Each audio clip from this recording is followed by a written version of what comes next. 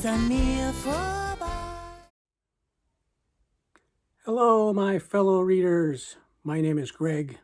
This is Ghost Readers in the Sky, and I'm here today with my roundup of the first week of Private Eye July. This is a new event thought up and organized by Jim over at Mystery and Mayhem, and I am one of the co-hosts.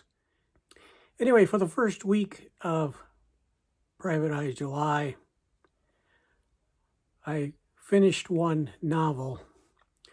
That was by Philip Kerr. It's called March Violets.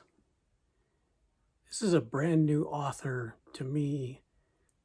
Philip Kerr wrote this book in 1989. He was born in Edinburgh, and he grew up, went to school in England, and this is the first of the trilogy called Berlin Noir. This was written in 1989, but the story is set in Berlin in 1936. This is just a few years after Hitler had assumed pretty much complete power over the government, and the Third Reich was in full effect in Germany. Our main character is a private eye named Bernie Gunther. He was a soldier in the First World War, fought in Turkey for the Germans. He then worked for the police for a while and then left to become a private detective. He is focused on missing persons. And of course, there were a lot of Jews at this time in Germany who were disappearing. There were a lot of gay men who were disappearing. There were a lot of gypsies who were disappearing. So he would try to help find the missing people, whether they were alive or not. That was a lot of times why he was hired. The family wanted to know what was going on. But he said he would do anything except divorce work. So he is hired by a guy who runs the big steel manufacturing in Germany.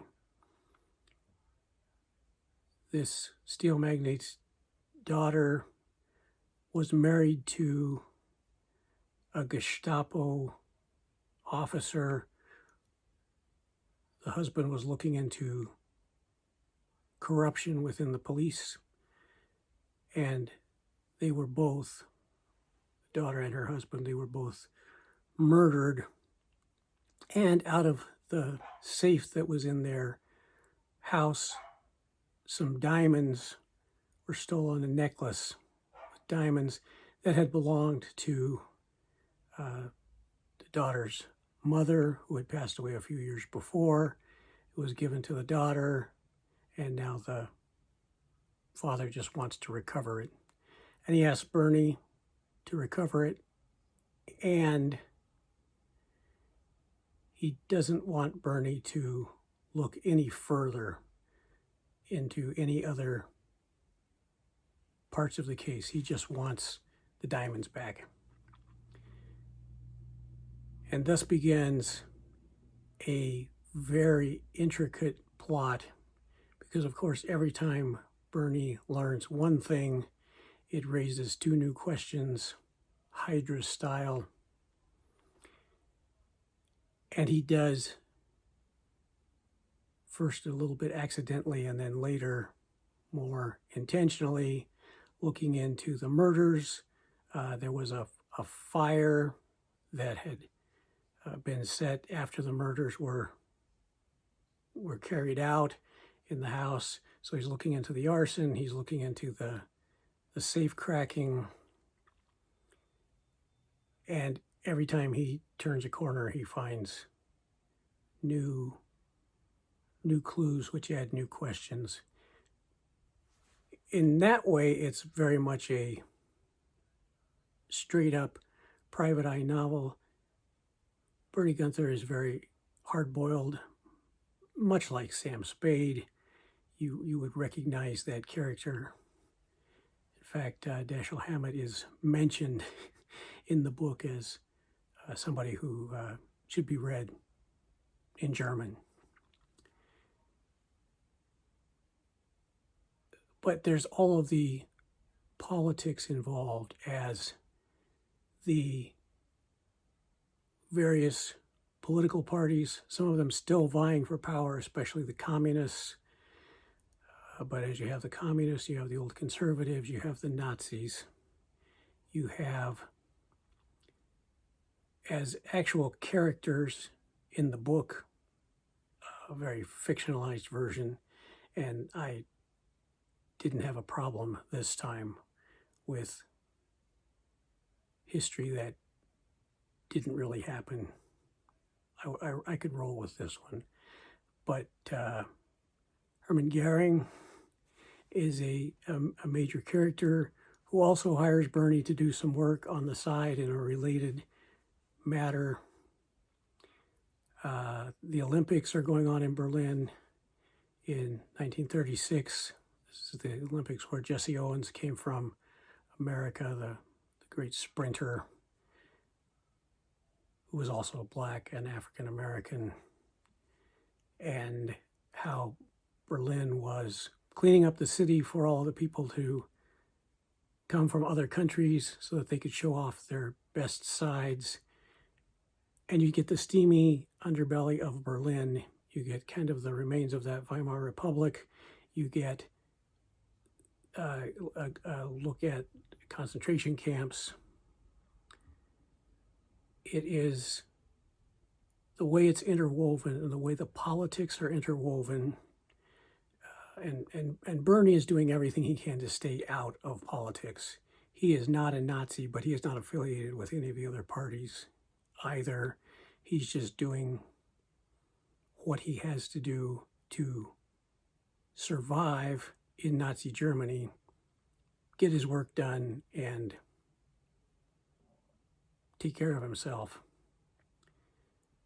There are some women involved. There are a couple of steamy-ish scenes between Bernie and some of the women he meets. Not graphic, not done in poor taste, but certainly more explicit than, say, Dashiell Hammett, where all of the action with Sam Spade and his lady friends, they all take place off stage. Anyway, I thought this was a fantastic novel. I really liked the way all of the plots interconnected, although it was very confusing to try to keep all of the plots straight, to understand how they were connected, to understand how the people were connected, to understand how the politics were playing in with the various characters. But I just let it flow over me. And I'm glad I did. So that was a really good book. First time I've ever read Philip Kerr, and it won't be the last. When I finished that, I picked up a Raymond Chandler novel, one of his Philip Marlowe novels. But I think I've read all the main novels. And so I was just kind of looking and saying, which one do I remember least? And I started with The Long Goodbye, which was, I think, the 6th one in the series. Not that it matters a lot. They are all pretty much standalone, but the character of Philip Marlowe is the consistency, is what ties everything together. The other thing I did, private eye related, was watch some episodes of The Rockford Files, American TV show from 1974. Well, those are the episodes I watched. I watched the pilot and a couple others from that first season. That's entertaining. So that's what I did for the first week of Private Eye July. The long goodbye is what's next, and we'll see what comes up after that. I'm going to read as many Private Eye novels as I can, and I don't know how many that will be. I hope you're having a chance to do a little bit with Private Eye July. Thank you so much for watching. Glad you're here. Till next time, my name is Greg, and this is Ghost Readers in the Sky.